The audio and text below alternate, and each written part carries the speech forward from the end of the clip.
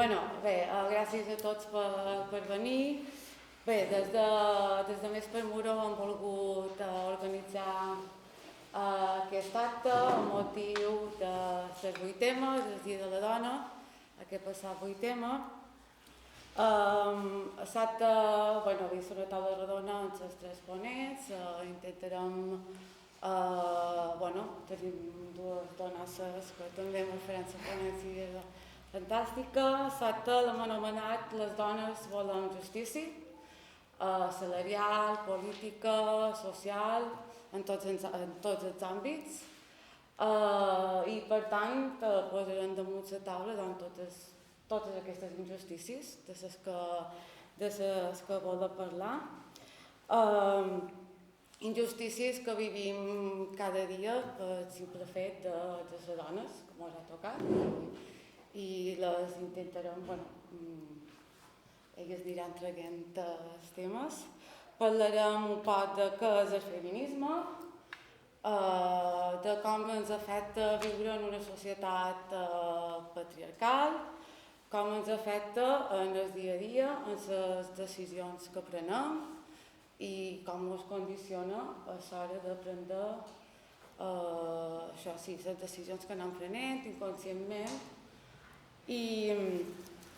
Per posar tots aquests temes damunt la taula tenim na Margalida Seguí, que na Margalida ha estat secretari de la dona d'Esquerra Republicana de les Illes Balears, també ha format part de la Plataforma per la Igualtat i ara actualment forma part del grup de formació de l'Espai Feminismes. I també tenim a Dorotea Cela, que és professora de filosofia.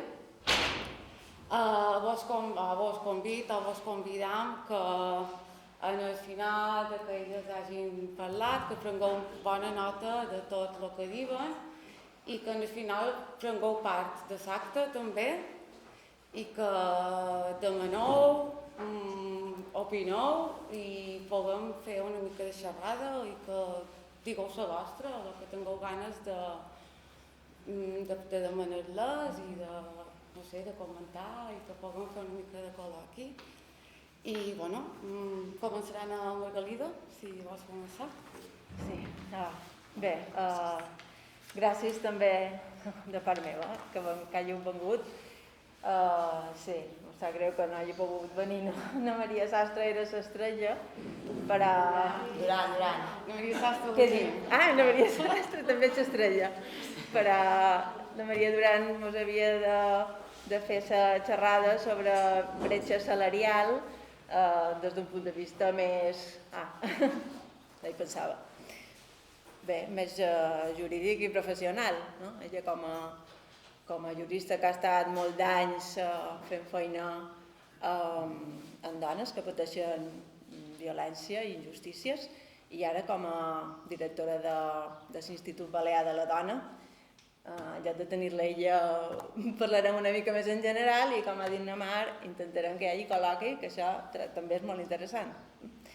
La meva idea ja d'un principi era fer una introducció pedagògica en la mesura de les meves possibilitats d'alguns conceptes bàsics de feminisme, perquè crec que mai està de més, per no dir que mai deixa de ser urgent.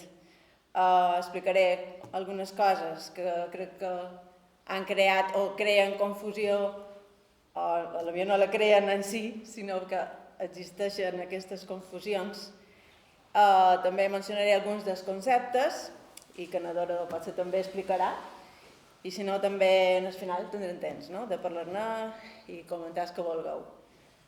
Bé, jo estic convençuda, com ja intentava comentar, que realment no acabem d'entendre què és i què implica el feminisme, perquè si ho sabéssim, tindria molta més acceptació social de la que té i avançaria molt més ràpid. Perquè malgrat que el moviment feminista aquests darrers anys ha tingut un auge molt important, encara se calcula que més o menys la meitat de població de l'estat espanyol, dades que he pogut trobar, no se declara feminista. La meitat sí, més o menys, i la meitat no. I això troc que és poc. S'hauria de declarar tothom feminista. I malgrat que està molt millor que èpoques passades, queda molta feina per aconseguir la societat justa que volem, lliure d'opressions i de violències de tot tipus i que sigui verdaderament democràtica i humana. La primera definició de feminisme, de diccionari, és que és un moviment social que denuncia la submissió tradicional de les dones als homes i promou l'equiparació de drets entre els dos gèneres. Com dic, és una definició molt senzilla, és de diccionari, incompleta. I hem de tenir en compte també que hi ha tota una història del feminisme que se conta per onades, ara anem per la quarta onada, i que hi ha diferents corrents dins del feminisme. Clarament, de moment, serà la definició que utilitzarem. També vos donaré la definició de masclisme per aclarir els conceptes i les seves relacions. Masclisme és actitud basada en l'atribució de superioritat a l'home sobre la dona. És a dir, amb aquestes definicions veiem que el feminisme no té significat simètric al masclisme que molta gent pressuposa. El feminisme no és actitud basada en l'atribució de superioritat a la dona sobre l'home, perquè això no existeix enlloc, aquesta actitud. El feminisme combat el masclisme, és la solució en el masclisme. Per això, com deia, tothom, dones i homes, haurien de ser feministes, hauríem de ser feministes. No declarar-se feminista, o aliat del feminisme, també se diu, és indirectament declarar-se masclista. I això hauria d'estar tan mal vist com declarar-se racista, per exemple. És igual de menyspreable. I les dones també s'hi haurien de declarar, s'hi han de declarar. De cap manera hem de pensar que per ser dones som automàticament feministes. No és així. El patriarcat, de fet, no podria existir si totes les dones fossin feministes. De fet, el patriarcat perversament ha fet que les dones, moltes vegades, fossin les principals transmissores i guardianes del sistema. La segona definició de feminisme, també en el mateix diccionari, és conjunt de teories que al llarg del temps fonamenten la lluita de les dones a favor de l'emancipació. És a dir, és el marc teòric de la lluita feminista. La teoria feminista en si pertany a les ciències socials i crec que és important assenyalar que l'eina bàsica de les ciències socials és l'estadística. L'estadística ben feta és la que pot fer un retrat més fiable de la realitat. No creure les dades de l'estadística és una espècie de negacionisme. A partir de les dades reals, és possible realitzar diagnòstics acurats i aplicar mesures eficaces. De totes maneres, el feminisme crea coneixement científic a pràcticament tots els espectres del saber perquè incorpora perspectiva feminista a les ciències, investiga i aporta coneixement a àrees en què l'androcentrisme o no creia interessant investigar o directament hi projectava els seus prejudicis, com, per exemple, l'antropologia, un exemple clar, la medicina també, història, filosofia. També poden definir el feminisme com la lluita contra el patriarcat. Així que ara definirem patriarcat. En el diccionari diu forma d'organització social, política i econòmica basada en la dominació del pare, especialment a partir del control de la reproducció humana que reserva a l'home el protagonisme en l'espai públic, on exerceix el poder, que relega la dona a l'espai domèstic i a la funció reproductora. Ni reprimeix la sexualitat i s'apropia de la seva força de treball. Fixeu-vos que diu que reserva a l'home el protagonisme en l'espai públic, on exerceix el poder, perquè aquest és el verdader poder, és de l'espai públic, és el poder social i polític. I diu que relega la dona a l'espai domèstic. Així que el mite mallorquí de la madona que du el maneig és un mite, perquè potser dugués el maneig, però era maneig de l'espai domèstic, espai privat, no públic. I a més, potser manejava, però no comandava, ni tan sols, no comandava ni tan sols aquest espai domèstic. La darrera paraula era de l'amo. Si no manejava era perquè no li interessava.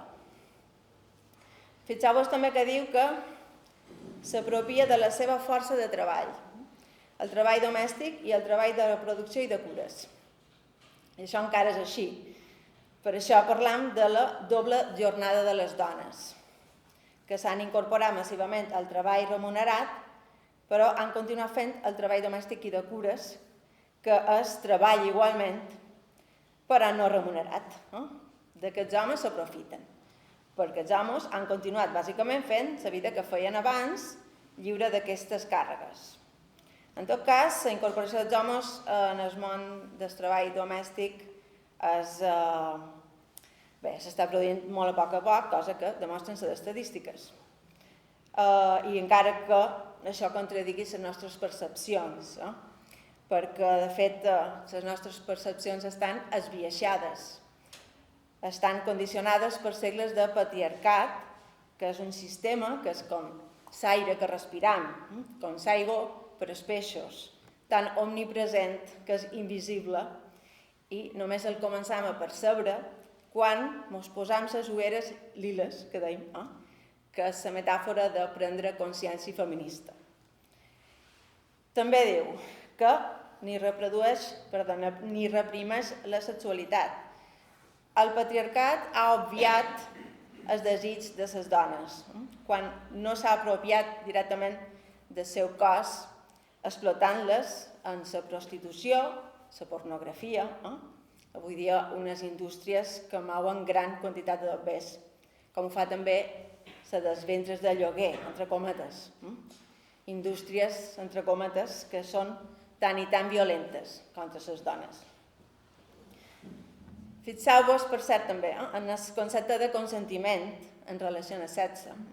Ja costa abastament convèncer que no és no, que sexe forçat sense consentiment en qualsevol circumstància no és sexe, sinó violació. Fa poc que han començat a reclamar que només sí és sí. Per això continua referint-se en el consentiment. I no hauríem de parlar de desig, més que de consentiment. Desitjam, sí o no? Quan desitjam, com ho desitjam, etc. No hauríem de desitjar tenir sexe amb una altra persona que no ho desitja, que només ho consent, jo crec. No fa tant que tenim clar que les violacions, també dins dels matrimonis, són violència masclista. I ara començam a veure que només parlar de consentiment i no de desig amagava una de les moltes violències inscrites en el sistema patriarcal. I això ens ha de fer pensar quantes formes més de violència amaga que potser hem interioritzat i ens pareixen normals. Com abans semblaven molt normals moltes coses que ara considerem aberrants, com que les dones les benessin, com si fossin animals. La suposada normalitat amaga moltes violències. Hem de prestar molta atenció, tenir una mirada crítica constant per fer-nos-hi conscients. Dit d'una altra manera, que hem de dur les ulleres liles posades. I ara revisam el concepte de matriarcat, que és forma d'organització social que atorga a la mare la màxima importància política i jurídica. Això seria la definició. Però, en aquesta definició, que l'he treta del termcat, com l'havia tret de patriarcat, ell afegeix una nota en aquesta definició de matriarcat, que diu: no hi ha cap dada empírica que fonamenti l'existència de matriarcats, ni a la prehistòria ni en cap societat primitiva o desenvolupada actual. Els exemples que donen els teòrics no són més que petits privilegis de les dones, com ara el matrilinealisme, però l'autoritat real és en mans dels homes. És a dir, el concepte teòric de matriarcat sí que és simètric en el de patriarcat. I el simple fet que considerem, o se digui, que és un matriarcat qualsevol cosa, qualsevol sistema que no impliqui una submissió absoluta de les dones, és una altra forma en què se manifesta la mentalitat patriarcal. És a dir, donem una importància exagerada a la miqueta de poder que puguin tenir en algun àmbit, encara que sigui domèstic, les dones. Perquè, si fos un matriarcat, en un matriarcat, les dones dominaríem l'espai públic, tindríem el màxim poder social, polític i econòmic. Relegaríem els homes a l'espai domèstic i de cures i ens n'aprofitaríem. Els homes serien explotats per màfies d'alguna forma anàloga com fa la prostitució, negant-los qualsevol tipus de dret humà i serien assassinats i tot això, i no passaria gaire res, que és el que ens passa a nosaltres. Per això queda clar que el matriarcat no existeix enlloc, ni ha existit mai, ni existirà. I per tant teniu clar que Mallorca és un patriarcat, és un patriarcat com qualsevol altre. Té els mateixos referents misògins, el manco, que la resta de la cultura occidental, per moltes particularitats que hi trobem.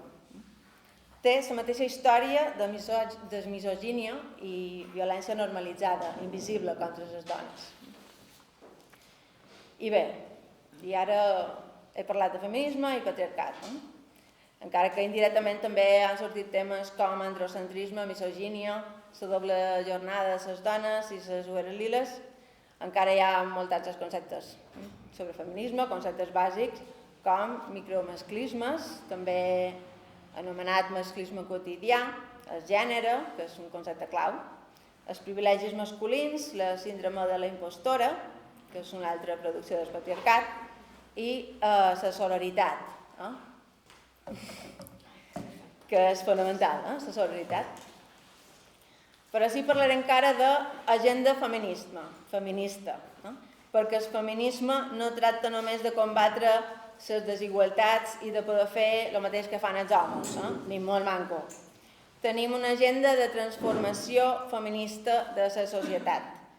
No se tracta de reformar el patriarcat, aquest sistema que associat amb el capitalisme és la jungla, és el sistema de la llei del més fort, que és especialment hostil en les dones, però que ho és en tothom, que privilegia els homes blancs, heterosexuals, de classe mitjana o alta, etc., d'una certa edat.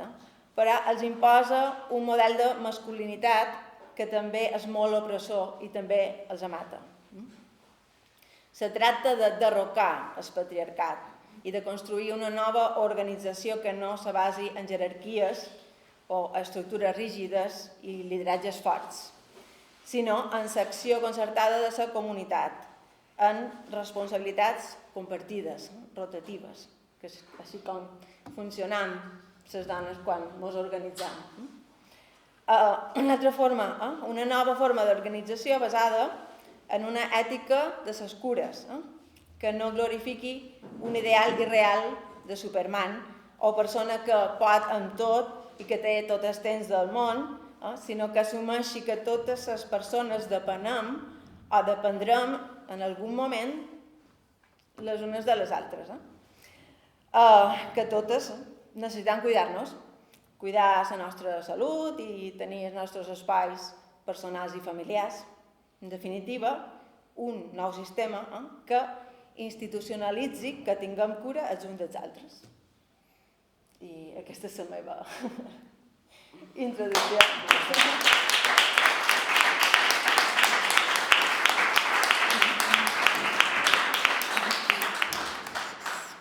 I ara? Sí, bé, gràcies Margalida. Pas a Dorotea. Com pots començar? Bé, moltes gràcies Margalida. La idea era que ara parlàs la Maria. La Maria ara fes la seva exposició en relació a la bretxa laboral i salarial, i que ens donàs un munt de dades, un munt d'informació que ens deixàs a totes i a tots un poc bocabadats i estorats i que ens fes tocar un poc també els peus en terra, que és moltes vegades el que necessitam, que és el que deia la Margalida. Necessitam dades, necessitam estadística, perquè moltes vegades les teories ens arriben, però sí, fins que no veiem números reals i podem dir això aquí, no xerram de l'estat espanyol o xerram d'Europa en general, que ens donin dades properes, és necessari perquè, com dèiem, ens ajuda a tocar amb els peus en terra. En relació al que ha comentat la Margalida, a mi m'agradaria tractar un parell de temes, però penso que seria convenient fer-ho després a la taula redona, no? Quan puguem obrir el torn obert de paraules. I bé, la meva intervenció donarà també molt de pes en els conceptes de patriarcat, però també el centraré molt entorn al gènere, la construcció social del gènere que se desprèn d'aquesta estructura sociocultural que és el patriarcat. Jo volia partir dient dos fets anecdòtics relacionats amb la bretxa salarial i laboral per fer com a de pont del que hagués dit la Maria i el que podria dir jo. I bé, el que volia comentar és que precisament aquesta bretxa salarial i laboral, malgrat no me n'hagi xerrat la Maria Duran, és una mostra més de les violències, en molts de casos invisibilitzades, que les dones patim en les nostres societats patriarcals, com ha dit la Margalida. I és una de tantes, però una que té un ressò especial per les seves conseqüències econòmiques. I no només per les conseqüències econòmiques, sinó també per el prestigi i la valoració social i personal que implica ser reconegudes i reconeguts en el treball. Segon Marx, el treball és l'esfera de la societat on desenvolupam aquella acció que és essencialment humana, és a dir, allà on desenvolupam allò que ens fa humans com a espècie, diguéssim. I si se'ns invisibilitza en aquest tipus d'acció, que és el treball, diu el filòsof, que és essencial per la nostra construcció de la nostra essència com a éssers vius, de qualque manera se'ns està negant la nostra identitat, és a dir, la capacitat de poder mostrar-nos en aquest espai públic que durant molt d'anys ha quedat reservat única i exclusivament per l'home. I si ens fixem, aquestes desigualtats i discriminació laboral i salarial són evidents en qualsevol escenari, fins i tot en l'àmbit universitari, que se suposa que és la base del coneixement i que hauria d'haver trencat amb aquest tipus de desigualtats. Precisament fa res, fa cosa de no deu fer més de 2 mesos, se va publicar un estudi que fa un parell d'anys que s'han fet a les universitats de l'estat espanyol que treballa o que ha tingut com a motiu d'estudi la bretxa de gènere a l'àmbit universitari. I d'entre altres coses, el que s'ha evidenciat és que amb quasi un 30% de diferència hi ha més dones a les universitats. Hi ha més dones que se graduen, hi ha menys dones que deixen els estudis al llarg d'aquesta història acadèmica, diguéssim, i hi ha més dones que treuen millors qualificacions que els homes. Però, paradoxalment, només un 20% de les dones ocupen llocs de presidència de coordinació en les empreses i laboratoris científics i només un 19% ocupen càtedres. O sigui, càtedres a les universitats. Per tant, què vol dir això? Que les millors persones, les més preparades, no estan ocupant els llocs que haurien d'ocupar. O sigui, no estan liderant aquests espais, que són els que en principi treuen el coneixement que estan encaminant el futur de les nostres societats i dels coneixements que estan a l'abast de totes i de tots. I això és així, senzillament perquè aquestes persones, les més ben preparades, són dones. És així. És a dir, i aquestes dones, com a persones que patim aquesta discriminació i aquesta desigualtat que se desprèn, com ara veurem, d'aquestes societats patriarcals a les quals som agents, no competim en igualtat de condicions en aquest món masculinitzat. I aquesta és una mostra més que la igualtat real és una quimera, està ben lluny de ser solida. Un altre exemple anecdòtic, entre cometes, que just ara acabant de tenir coneixement, és la nominació dels Oscars. Jane Campion, no sé qui és, la veritat no he vist la seva pel·lícula, no sé, però aquesta senyora acaba de guanyar l'Oscar a la millor direcció cinematogràfica. La 7ª nominació que hi ha hagut en 94 certàmens que s'han celebrat dels Oscars i el tercer premi que s'atorga a una dona en 94 certàmens que s'han celebrat de nominacions dels Oscars.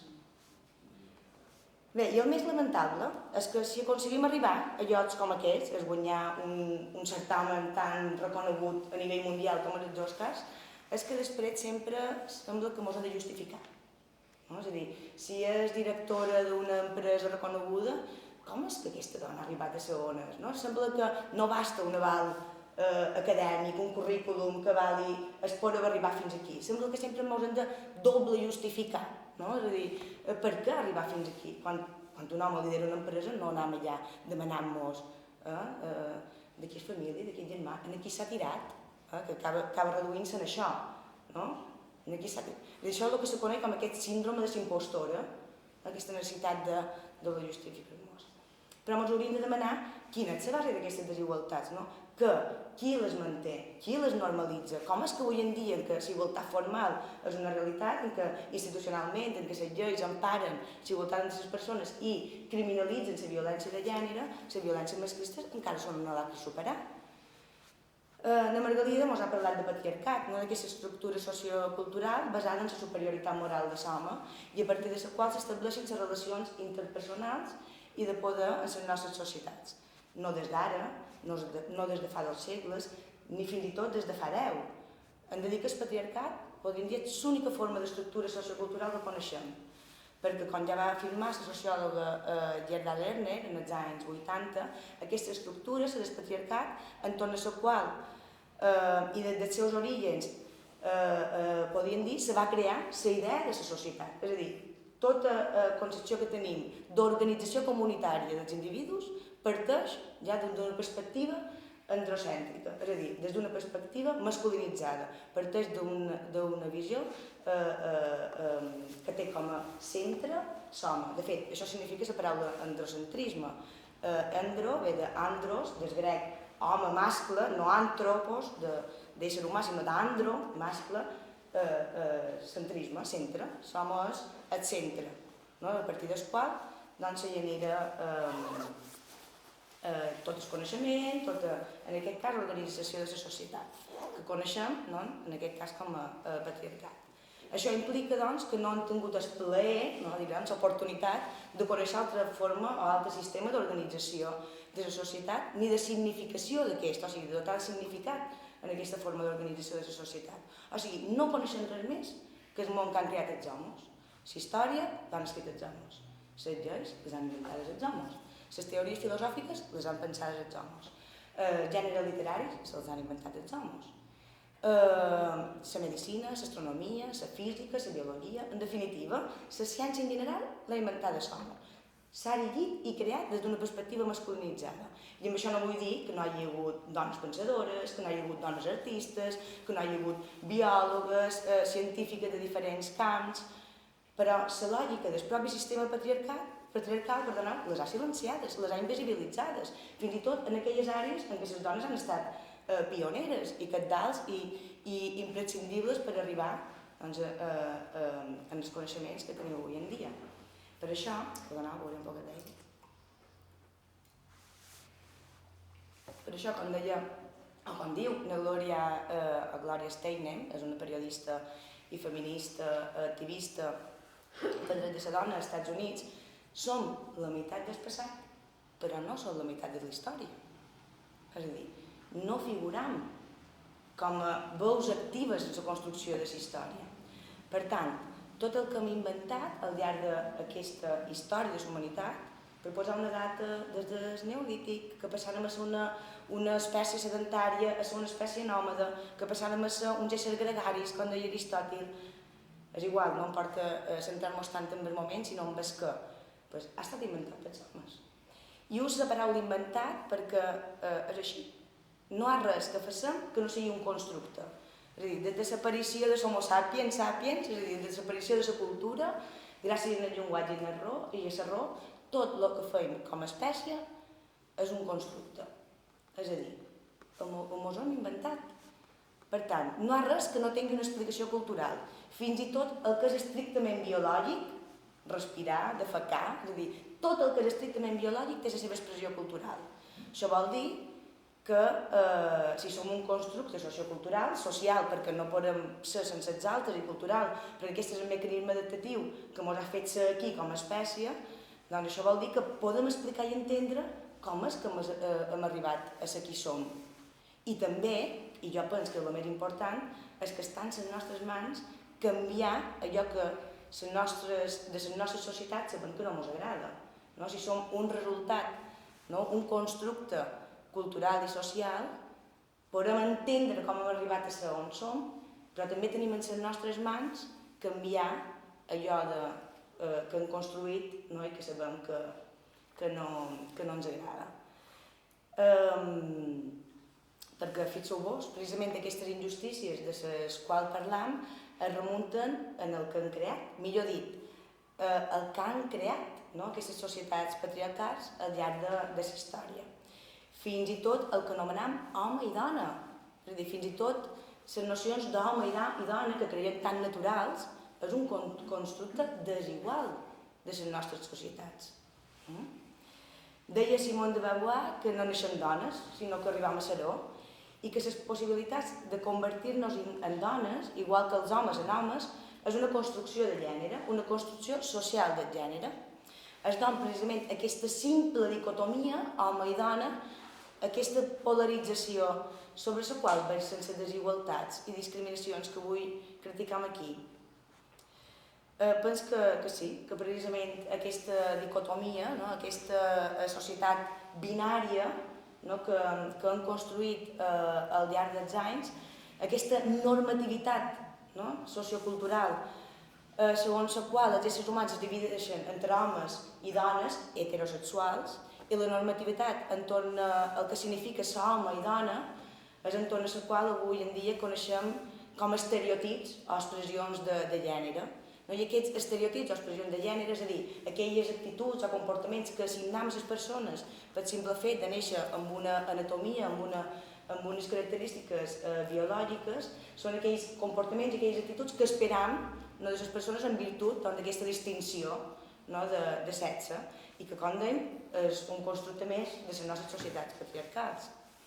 Per tant, la lògica heterosexual d'aquest binarisme patriarcal, a nivell de les identitats, es tradueix en el que coneixem el sistema sexe-gènere, és a dir, a un sexe biològic li assignar unes atribucions socials determinades, és a dir, aquests comportaments i actituds que esperam que atenguin les persones. I aquest sistema d'organització, millor dit, de limitació de les identitats, és un sistema de jerarquització del poder, que atribueix a l'home, amb penis, un valor superior en oposició a la inferioritat de la dona amb vulva. Precisament, la lluita feminista, recordeu l'aclariment que m'haurà fet la Margalida respecte a aquest concepte, quan parlam, per tant, de feminisme, parlant d'igualtat, la que ha criticat aquesta discriminació simplista de les identitats i ha posat en el centre de la discussió i de la reflexió entorn a les realitats marginalitzades. Una d'elles, la dona, la realitat de la dona, però podríem també parlar de les realitats migrants, de les realitats dels col·lectius minoritaris. Per tant, és el feminisme que ha dut en el centre de la discussió i la reflexió aquestes realitats marginalitzades i aquelles que no tenen cabuda dins d'aquesta norma heteropatriarcal i binària del que significa ser home i dona. I és la lluita feminista la que ha denunciat les discriminacions patides en nom de la igualtat i ha reclamat llibertat des de la sororitat i l'acció política des de l'aliança. I, per tant, podríem dir igualtat, llibertat i sororitat. Canviant fraternitat per sororitat. Estem a la revolució francesa feminista, podríem dir. Les dones i les identitats marginades han comparegut. Han estat una irrupció que ha ocupat ara l'espai públic, dels quals sempre havien estat privades. I han trencat la norma, han reclamat el nostre espai. I reclamant el nostre espai han possibilitat també donar veu, crear un espai per a aquestes, dèiem, realitats marginalitzades. I en la irrupció de la norma ha aparegut la diversitat, ha aparegut la dissidència, però també han aparegut les veus defensores de la norma, de l'estatus dels valors patriarcals, i han reaccionat contundents a la necessitat de salvaguardar aquest imperi que ara ha estat invadit. Basta veure com Vox ha aparegut a l'esfera pública i ha emergit amb una força política cada vegada més recolzada. És a dir, així com han aparegut aquestes forces que han trencat en la norma, amb aquest estatus que fins ara ha diguéssim, pecat per deixar al marge totes aquestes realitats que no tenien cabuda dins aquest binarisme heteropatriarcat, doncs ara han aparegut les forces contundents per defensar aquests valors, per defensar aquesta normalitat, aquesta norma que és molt estreta, que no dona cabuda a marges. Per això necessitem incloure a la lluita totes les veus invisibilitzades, totes les veus marginades, com una aliança que des de la diferència, és a dir, aquesta distància entre les identitats que ens permeten realment entendre quins són els espais que hi ha entre uns i altres, unes i altres, per crear un discurs conjunt, ens permetin aquesta nova acció política, aquesta nova forma d'acció política, per reclamar, dèiem, igualtat i llibertat, per reclamar la no discriminació, la no violència. Igualtat i llibertat que hem d'intentar no confondre. Igualtat vol dir precisament no ser discriminat davant la llei, però des de la diferència. És a dir, des del reconeixement i el respecte de la diferència, ser tractats igual davant la llei i alhora llibertat. Llibertat de poder ser allà on no se'ns espera, o sigui, de poder ser allà on ens vulguem desplaçar sense que, essent allà on no se'ns espera, no haguem de rebre violència. Que és això el que passa en les violències masclistes o en aquelles violències que s'exerceixen de cara als immigrants o de cara a les persones transsexuals o del col·lectiu homosexual. És a dir, que el fet d'aparèixer en aquells espais que se'ls havien estat negats han tingut com a resposta la violència. La llibertat implica això, es pot ser allà on no se'ns espera. Per tant, hem de lluitar precisament per reclamar aquesta igualtat, aquesta llibertat, que ha de ser reconeguda per totes i tots. I doncs ara que sabem que el feminisme ens ha mostrat que no s'ha comptat en la dona per parlar de la dona, discriminació que dèiem podem extrapolar a altres col·lectius i realitats que han estat marginalitzades o marginades, perdoneu. Ara que sabem que s'ha creat la noció del que és la dona sense la dona, que la paraula dona ha adquirit un significat edificat des de la masculinitat, ara que ens han posat les ulleres liles, com deia la Margalida, i el feminisme, que des d'una manera o d'una altra sempre ha estat allà, perquè el feminisme sempre ha estat allà, sempre ha hagut una veu reaccionària en contra d'aquest androcentrisme, i que sempre ha lluitat des dels marges, però que ara és present i que ens ha mostrat que les desigualtats, discriminacions i violències, tant cap a les dones com cap a aquestes identitats marginades, i silenciades, i que com a moviment promou i ens empeny a cercar i fer efectiva la igualtat entre les persones, ara tenim l'obligació, i dic obligació, de fer justícia. Totes i tots, des de la nostra posició concreta i individual. Però no com ho fa la perspectiva neoliberal, d'aquesta concepció individualista de jo faig el que vull perquè puc, sinó des d'una perspectiva comunitària, des de l'aliança, des de ser aliats i aliades amb l'altre, amb B i amb A. Però sobretot són les institucions les que haurien de posar-se al capdavant d'aquesta lluita per la justícia i acabar amb aquestes lleis no escrites, però tàcites, que fan possibles aquestes injustícies, que acaben justificant des cap i la fi la discriminació i la violència. I per fer-ho, les institucions han de permetre que hi hagi un camí, obrir uns camins, unes vies, les vies necessàries perquè totes les persones tinguin cabuda. Sigui quina sigui la seva condició identitària, la seva condició sexual, de gènere, afectiva o, en definitiva, vital, tenim l'obligació de construir societats justes. Diu Judith Butler, tenim l'obligació de crear societats vivibles en comunitat, perquè sabem que hem alimentat la injustícia, la discriminació i la desigualtat. L'hem alimentat, tots i totes en som còmplices.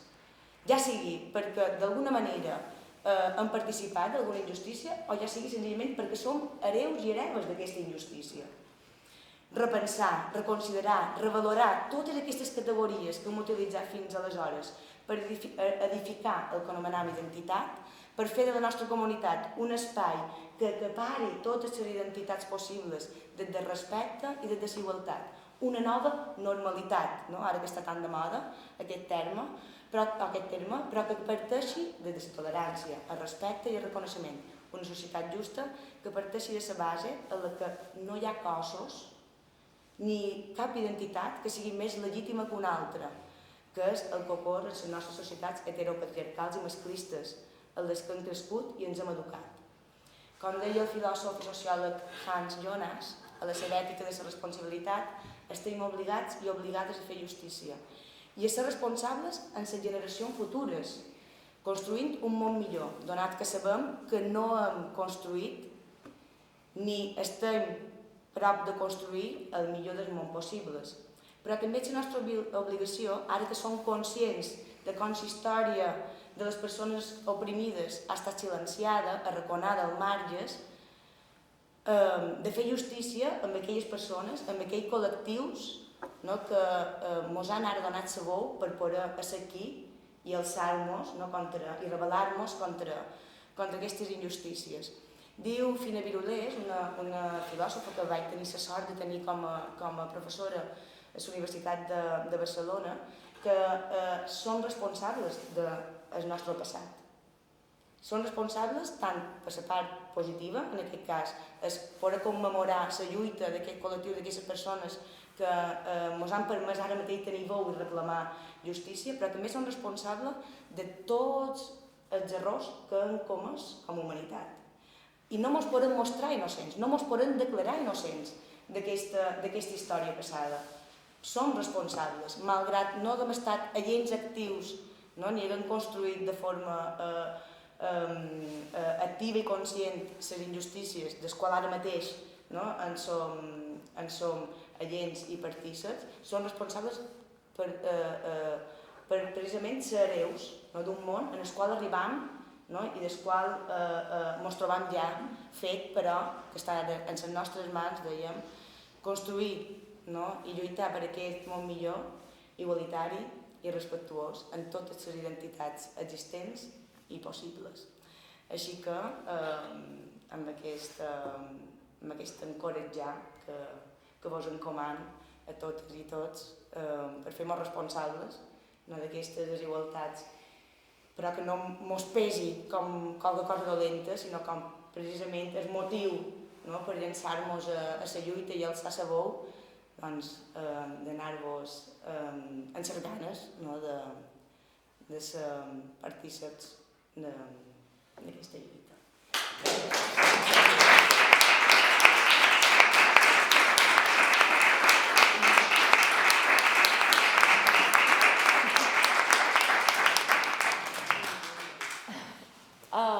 Gràcies Margarita, gràcies Doro.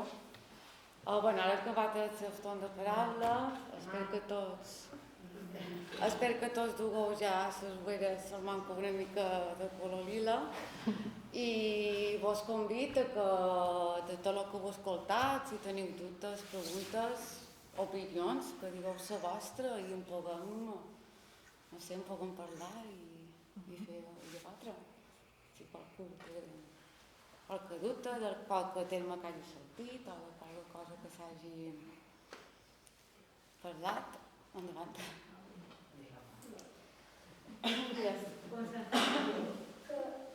Jo vull dir que a l'escola hi ha professors que encara pensen d'una manera. Per exemple, el professor de castellà, quan feia uns articles o determinants o coses, feia veu molt dient lo, com si i s'enrotlli, com si digui. Que això fa bé. Sí, que no No sèrio. Sí.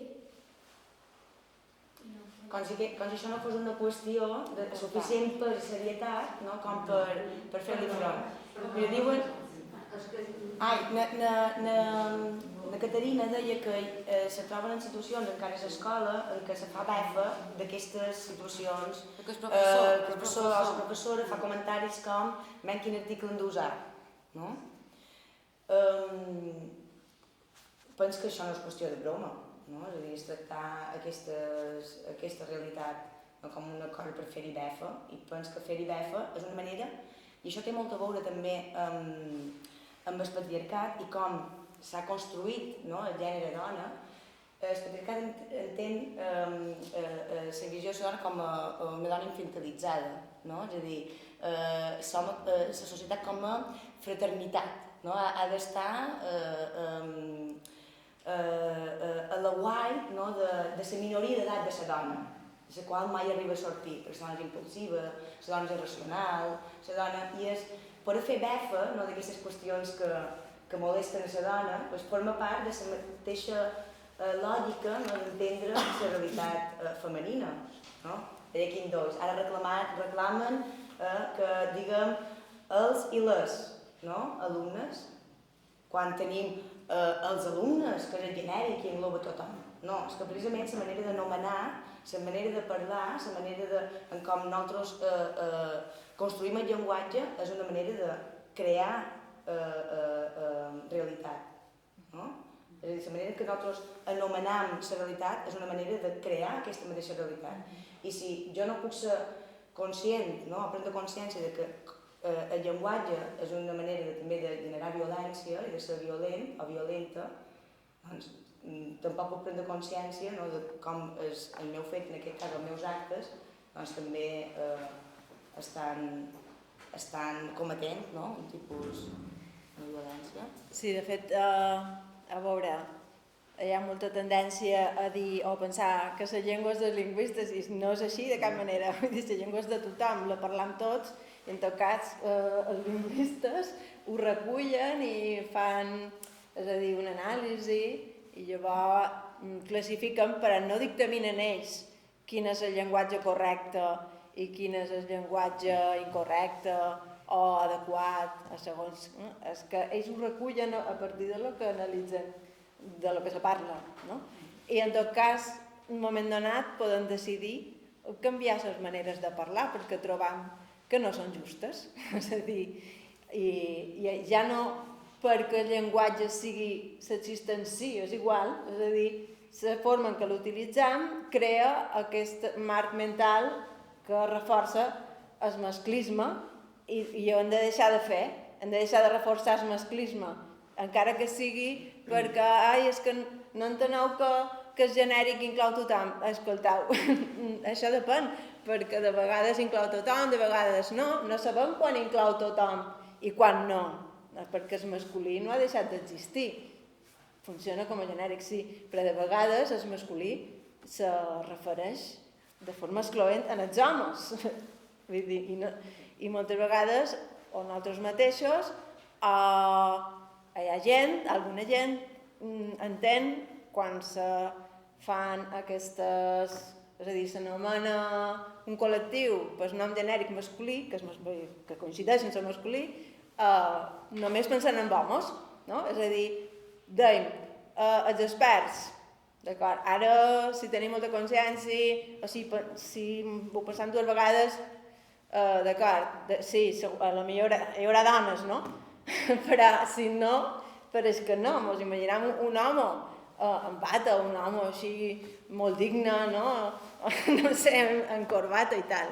És a dir, d'alguna manera hem de rompre aquests marcs mentals i aquesta és una, no? No és l'única, evidentment, perquè llavors també se fan molt d'atacs. És que això no se soluciona així. Clar, no només se soluciona així, evident, però això ajuda, sí que ajuda, és necessari. Vull dir, no sé, mira, no li facis cas a aquest professor, saps? No sé. Exacte, tu continua dient les i els, i de fet, les i els. Que això és important, perquè, d'acord, ara doblegam de vegades o utilitzem altres formes, però sempre, llavors, que ho deia la neta d'Anna Maria Sastre, perquè sempre nins i nines, perquè no pot dir ni una vegada nines i nins? I és que encara a tothom mos pareix natural fer aquest ordre nins i nines, i no ho és. Exacte, jo crec... Perdona, Catalina, digues. Mira, jo no sé com s'ha de però hi ha gent que tampoc no se vol identificar amb cap sexe, que no se sent ni ell ni ell. Ja. Per tant, s'hauria d'emprar un altre article, no? Bueno, hi ha fórmules, en tot cas, la de doblegar és un recurs. Sí, no és... Fulaneta ni en fulanet, perquè si no se sent ni home ni dona amb el que vol definir, s'hauria de trobar una altra manera de parlar de nom en el no sé. Jo crec que és un dels fets en els que, precisament com deia abans, la lluita feminista ha permès, quan ha ocupat l'espai públic i ha obert aquests canals de possibilitat d'aparició de noves identitats, ens hem donat compte que precisament aquest binarisme que estava tan delimitat, aquest sistema sexe-gènere que dèiem, que o havia de ser home o havia de ser dona, i hem vist que ja fins i tot biològicament, cromosòmicament, hem demostrat que podem anar més enllà d'això, fisiològicament també, genitalment també, però és que fins i tot, el que com si deien, la construcció del gènere, si el gènere l'han construït, precisament ara hem vist que fins i tot, en aquest cas, hi ha persones que ja surten d'aquest binarisme. Ja no és que potser hagin pogut néixer amb un genital i se puguin sentir d'un altre gènere, és que fins i tot hi ha persones que se senten a gènere, que no contemplen sentir-se identificat amb un gènere o l'altre, o fins i tot fluid, que a vegades se senten d'un gènere o d'un altre, o els dos gèneres al mateix temps, el demigènere.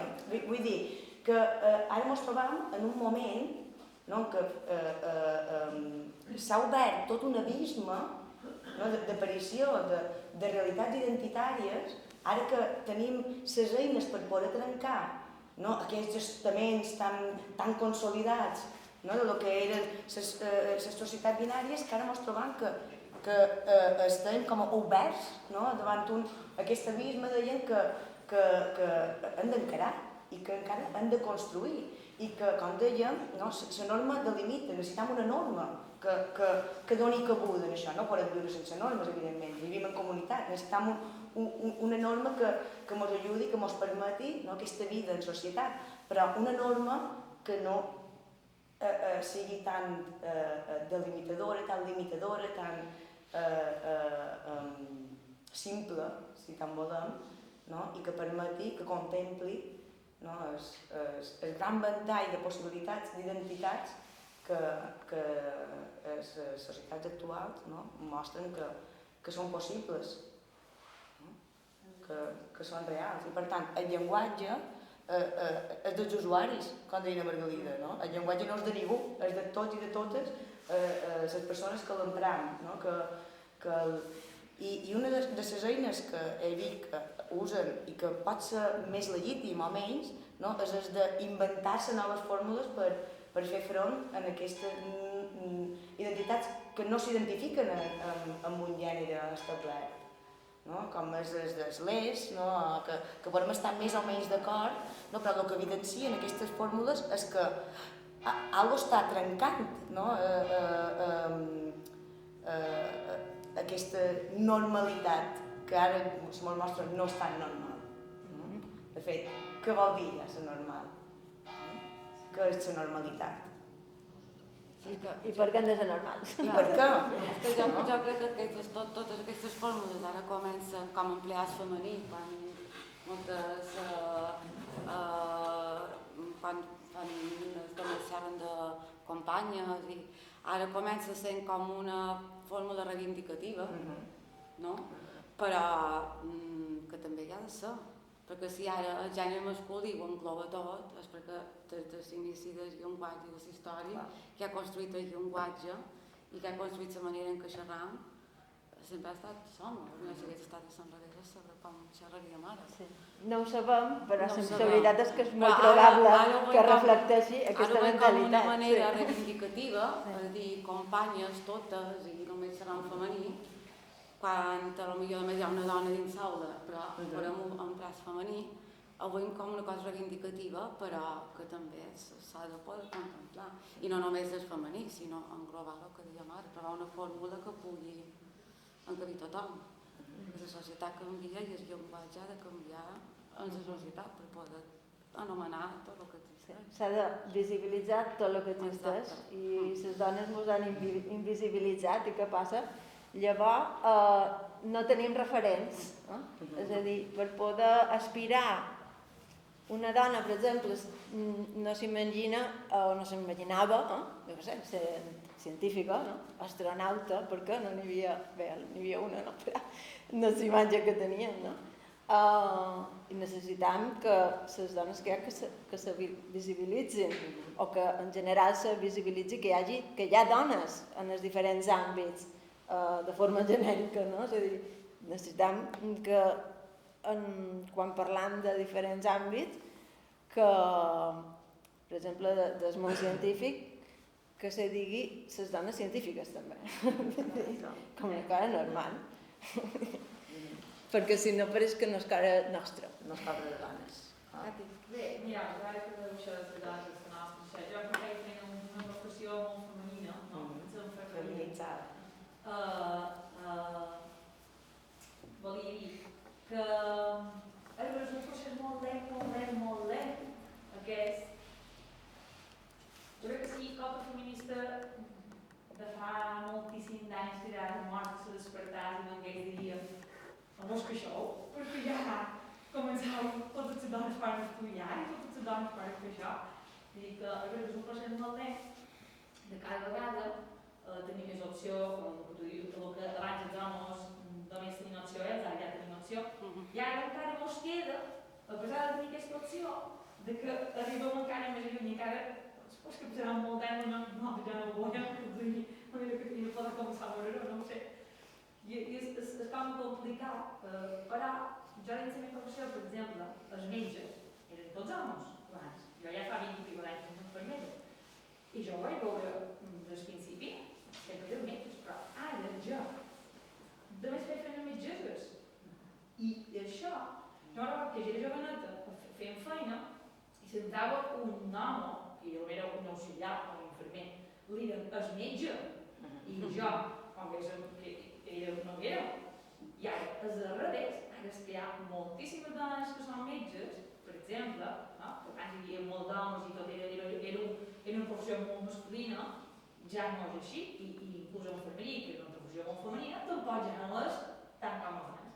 Jo crec que és un procés molt lent, però que jo vull ser sempre estar positiva i crec que anem per bon camí. Però que no podem afluixar. No. I el que m'ha agradat molt de les conferències, sobretot de les coses que ha explicat la Dora, de que som responsables del nostre passat.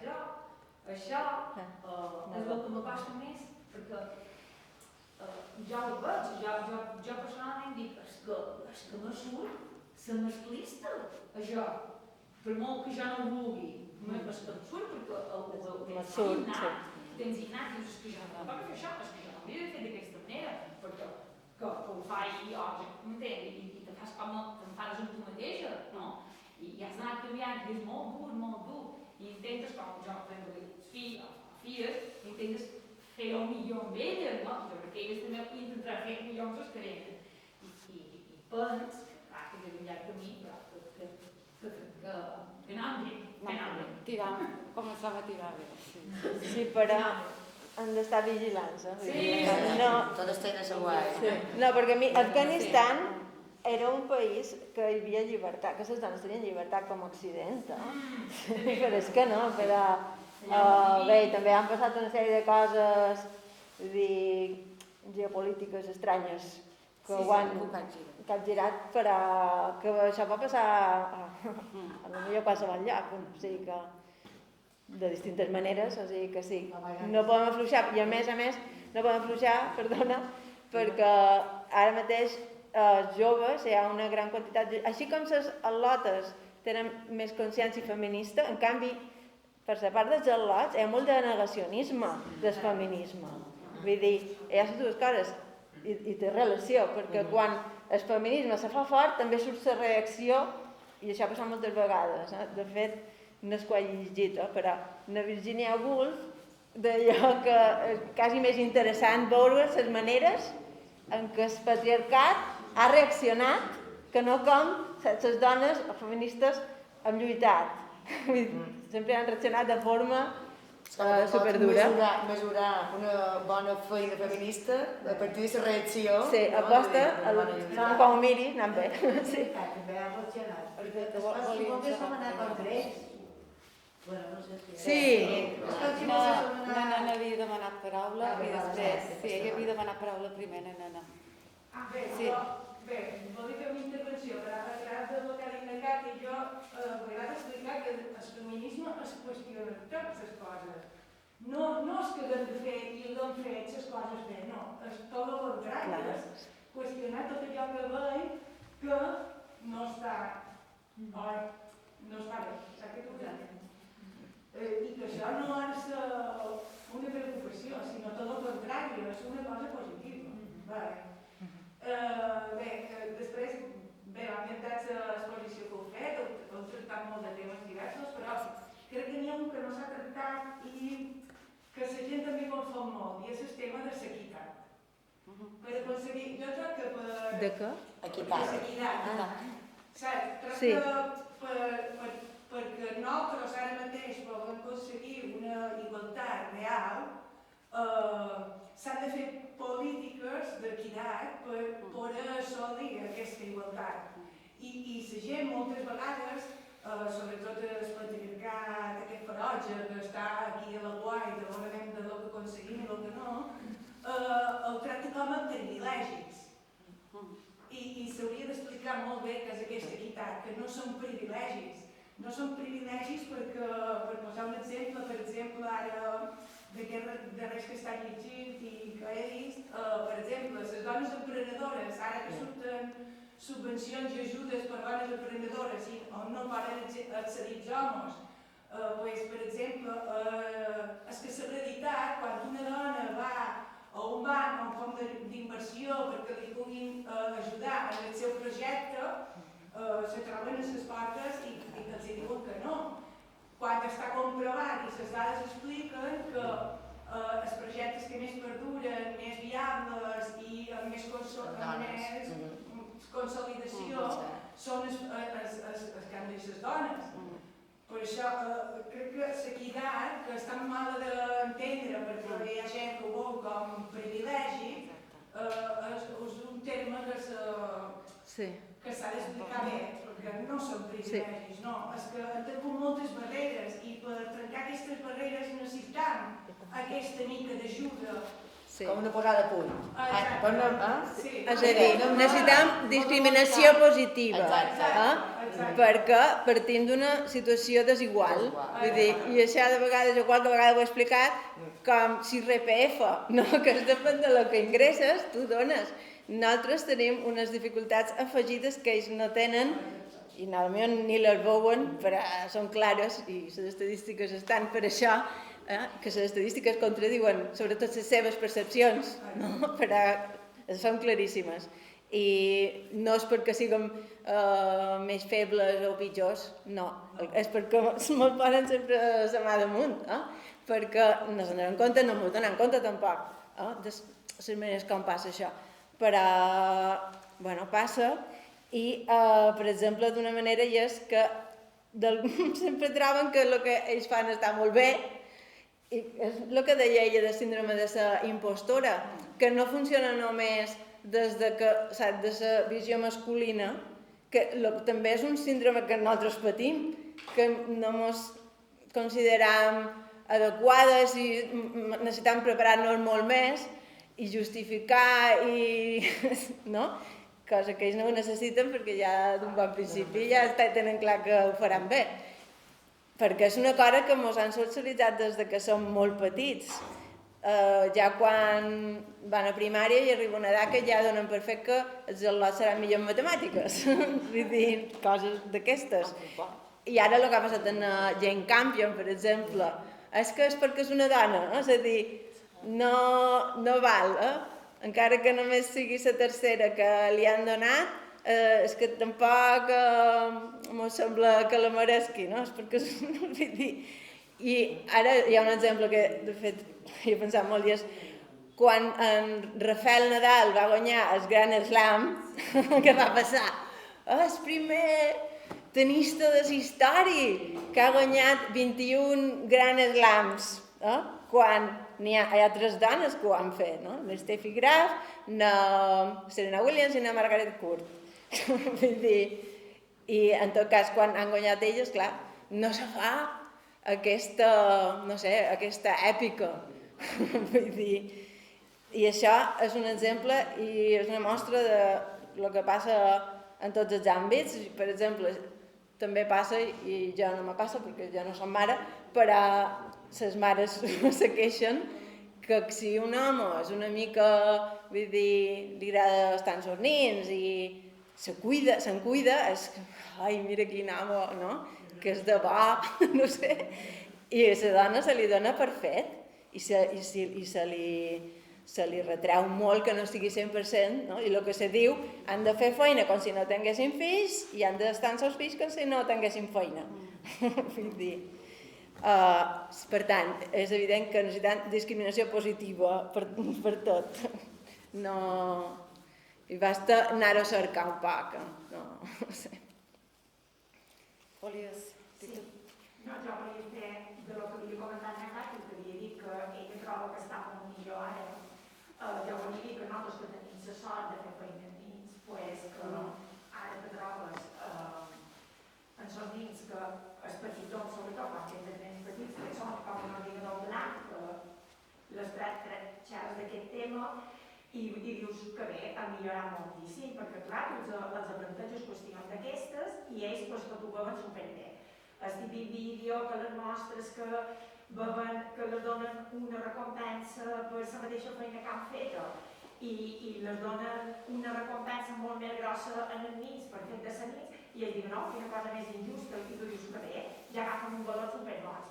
Però clar, després, així com van tornant un poc grans, que jo ara els abatrec que els atenc ara 3 anys després i dius, de l'entorn que tenen, doncs ja agafen un valor supernegatius i dius, joliners, anant supermalament, saps? I és que hi ha molta feina per fer. És vera que passant les típiques enquestes, qui es cura a teva, qui es té la roba, i dius que bé, anant superbé perquè ja estan molt més repetides les coses, però fatal. És vera que com ha dit la Cati, hem avançat moltíssim, ara ja hi ha doctores i bé que fan. I els roses ja no són color de nits, ja són color de nit també, i no hi ha juguetes en sexe, que no, i fas un munt de feina d'aquest tipus, però de petits ho veuen, i que sí, i per què és que les dones futbolistes han de cobrar menys que els nens, i tot això ho van entenent perfectament, però així com creixen i tornen a l'institut, és que tornen a tenir un discurs, però que torna a fer por per sentir, i això és el que jo me preocupa. És això el que me preocupa. Basta veure moltes de les darrers assassinats de dones són joves de 30, 20 i pocs anys. És això. Que dius, com pot ser? Almenys, que no són homes que han viscut, no, que són nits, joveníssims. Digues. Jo també és que tinc que tornar. Crec que part d'això és vera, perquè s'estaria d'igualtat que he anat fent totes les escoles i això. I no t'ho trobarà molt bé. Sí, i tu veus que els nens s'ho entenen bé i quan se van fer més grans és vera que se gira la truita i sobretot els nens, no tant les nenes, però sobretot els nens, giren la truita per a 180 graus. Però jo crec que això és perquè les xarxes socials. Les xarxes socials, la quantitat d'informació que ens arriba, els mòbils, les tabletes, aquesta llibertat que tenim de deixar els nens, ara molts ja tenen una televisió per ells, a la seva habitació, no estan controlant el que miren, el que se treballen, la informació que els arriba. Si veiem els estudis de pornografia, els nens de 8 anys ara mateix estan mirant porno, però porno no porno suau, no, estan mirant porno de lo més dur que te puguis trobar.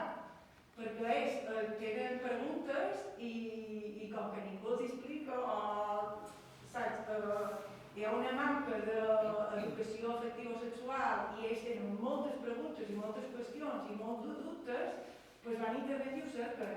I aquesta informació que troben clar, ells veuen el porno com si fos una cosa real i com que tenen 8 anys tampoc no saben distingir de si això és vera o és ficció, saps? I jo crec que en aquesta part sí que mos hem de posar nosaltres mala nota, mos hem de suspendre, perquè som nosaltres els que els hem d'ensenyar a distingir quina informació és real, no real, quina és la bona, són moltes coses.